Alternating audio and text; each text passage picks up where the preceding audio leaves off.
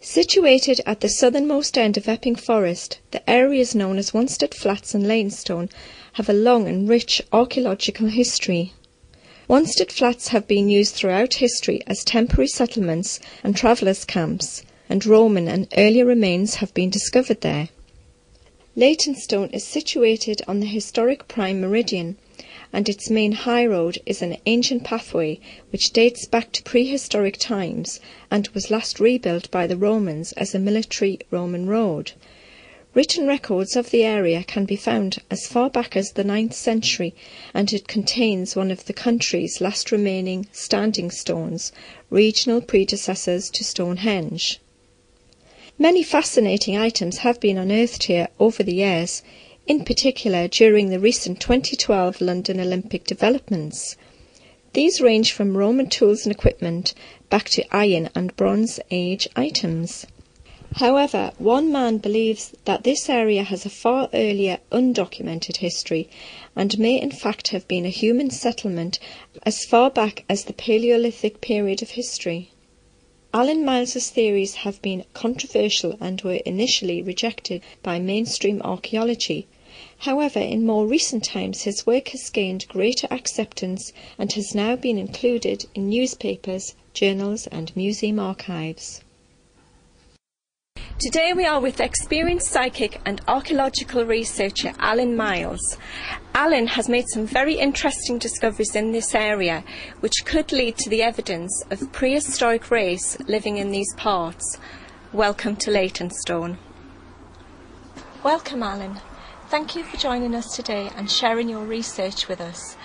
Can I first ask you how you got into researching the stones?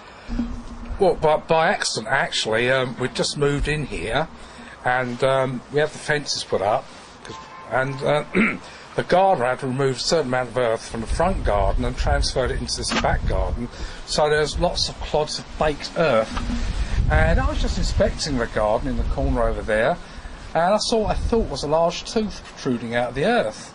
And I thought, oh, well, you know, I did have an interest in prehistoric things, a lay interest, so I pulled it out and had a look, and I thought maybe there's some other things amongst these big clods of earth. It was a very hot summer, remember, it was very baked. So I broke open the earth, and these objects came out, which at first I thought were axe heads and arrowheads and things you expect to find, but when I polished and washed them, cleaned them up, I noticed they were shiny and glazed, and well, things I've never seen before, really. I've not seen these in any museums or... So you thought there was something special about them? Something special about them, yeah.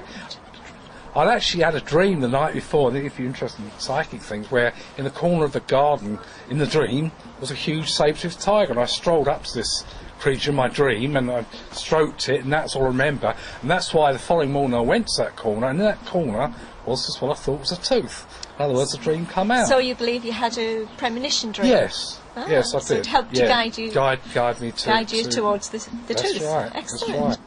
Alan, would you like to show us some of your more interesting stones and maybe tell us a little bit about them? Yeah, some of these I actually found in the Wanstead Flats in areas which I believe were sacred groves to some of the earlier people that lived here. Right. They're quite eclectic, I think they're a mixture. But one that I found under the old lawn before it's removed, this is a newer lawn, appears to be a head of a tiger. I can't see it being any other creature, I don't think you can see it there.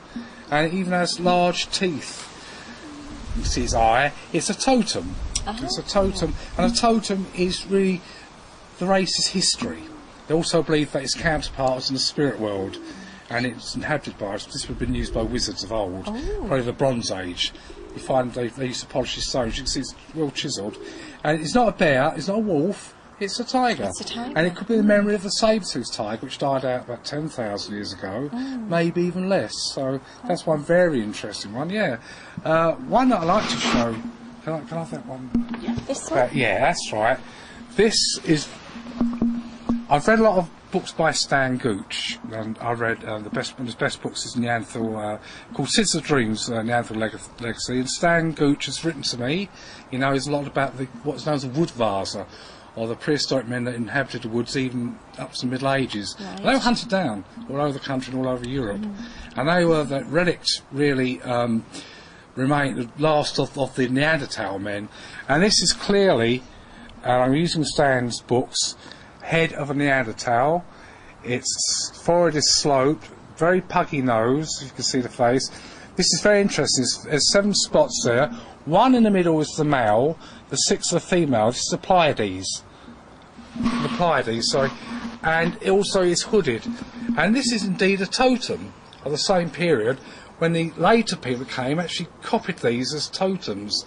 Probably saw it as a predator, and these people were suddenly wiped out, this I have evidence of, were hunted down, smaller dark people hunted down by the people from Scandinavia and northeast Europe that invaded Britain eventually. Because we were joined to France once. And these people fled to Portugal and on to Morocco and onwards around the Mediterranean. So do they believe these stones had magical powers? Yes. I mean, while one hand they were feared, they were also revered by the ancient people. Rather the same way as the people that conquered America, the white people conquered America, treated the North American Indian. And well, they also stole their magic. They got their magical ideas from the Neanderthal, because Neanderthal legacy.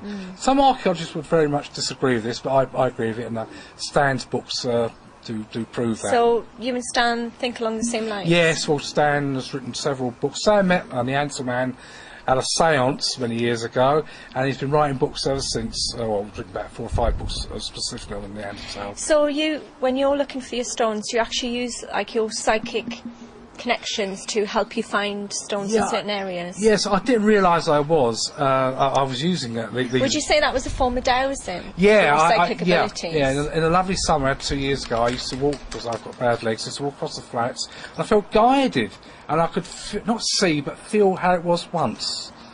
It's just, you know, when you got psychic abilities, things aren't so defined as people think, but I felt the antiquity, and I kept finding newer and newer stones,